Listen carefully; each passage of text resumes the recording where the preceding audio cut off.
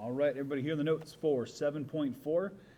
And the title for this is called Eliminating Rationals. Okay, so what we are going to do here, like it says there in the little parentheses, that you can solve the new equations with rational number coefficients, which is a fancy way of saying, if you look at example A right here, because there's really nothing to define, is what do we need to do or what can we do when we have things like this, especially when we have fractions attached to our variables. And remember, the number attached to your variable is called a coefficient. So how do we use those? How do we solve those? Okay, well, we have a few options.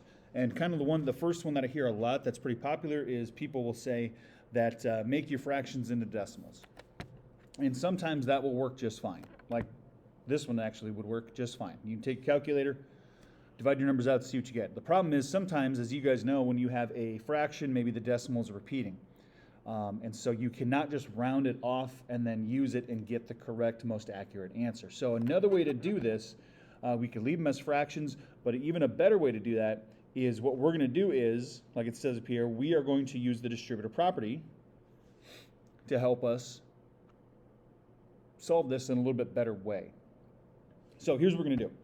In example A, you can see I have two fractions. I have 9 over 2 and 3 over 2. So the first thing I notice is that both of them have the same denominator, right? They have a denominator of 2. Okay, now another thing that we need to remember is that I can do anything that I want to an equation as long as I do the same thing to both sides. Now up to this point, we've always done, whenever we do something to both sides, it is something that we get rid of something on one side, move it to the other, right? That's kind of the point. We're trying to simplify the equation, get it down to just x by itself. Well, we can technically do absolutely anything that we want, okay, no matter what. So the big thing here is this.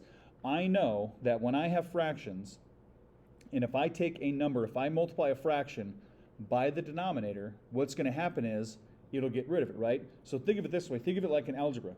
If I have 9 over 2 here, 9 divided by 2, how would I get rid of the divided by 2? Well, I would multiply by 2, right? Just do the opposite. So here's what we're going to do. We're going to multiply the entire equation by 2. Okay? I'm going to multiply every single thing by 2. Because as long as I do the same thing to both sides, I haven't actually changed my value. Now, the nice thing here, though, is that if I take 2 times 9 over 2, right? 9 over 2 means 9 divided by 2, and I'm multiplying by 2. Those 2's cancel each other out, and I'm left with just 9x. Okay? So if I take 9 over 2, 9 divided by 2, and multiply it by 2, the 2's will cancel out. I'm left with just 9x. 2 times 5 is 10. Same thing with 3 over 2. 3 divided by 2, and then times 2. The 2's would cancel out and leave me with 3x. And then 2 times 17 is 34. And now look what I have left. I have an equation that's all nice whole numbers, just like what we've been working on before. I can get my variables together and then keep going. The rest of this is just going to be the same stuff that we've been doing the entire time. All right, so x would be 4. And again, I can go plug that into my original equation. So all of these today, and really if you look, this is like a kind of a shorter one. I got 3 more examples I'll run through, and then you're going to try the rest on your own. Okay, so next one, example B, 2/5 x plus 5, or geez, let me try it again. 2/5 x plus 2 equals 9. So this one, to get rid of that 5 in the denominator, I'm going to multiply everything by 5. Okay, multiply everything by what that denominator is. There we go. So again, 2 divided by 5 times 5 would be just 2. 5's cancel out. 5 times 2 is 10. 9 times 5 is 45.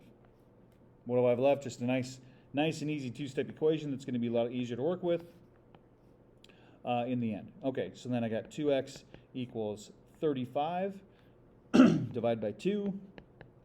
And using the calculator, 35 divided by 2 is 17.5. All right, let's keep moving on. Okay, and as I go, it might be a good idea to like pause the video here and just try to think about yourself. See if you can do it yourself, and then fast forward and see if you get the same answer as I do. Okay, for these last two, if you think they're making sense. So the denominator here is a 10. I'm going to multiply everything by 10.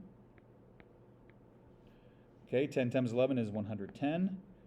Minus, and I'm going to leave the 1 there, minus 1x. Remember, if I divide by 10 and multiply by 10, those would cancel each other out, left with minus 1x. And then 10 times 10, of course, is 100. So here, subtract 110 from both sides, and I got negative 1x equals negative 10, divide by negative 1, and x should equal positive 10. All right, last one. Again, I got variables on both sides. Excuse me, 4 in the denominator, so I'm going to multiply everything by 4. Okay, so really be careful. Make sure you multiply every single part by whatever that number is. Okay, on both sides. So I got 8x minus 4 on the left. It'd be really easy to miss that part or miss one of those because that's not really the ones that I'm focusing on, right? I'm focusing on getting that 3/4 to be gone. So, excuse me, 3/4 x times 4. 4s would cancel out, leave me with 3x. 4 times 9 is 36. All right, so now get the variables together. I'll subtract 3x from both sides to get 5x minus 4 equals 36. Add 4. So 5x equals 40. Divide by 5. And x should be 8. All right. The rest, like I said, there's only 3 left. Sorry about the spacing there. It's a little weird. But go ahead and just solve those the best you can. And then that is it for that section. Pretty short one. And then after that, we are on our last part.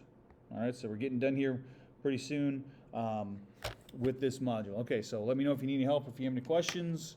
Otherwise, good luck.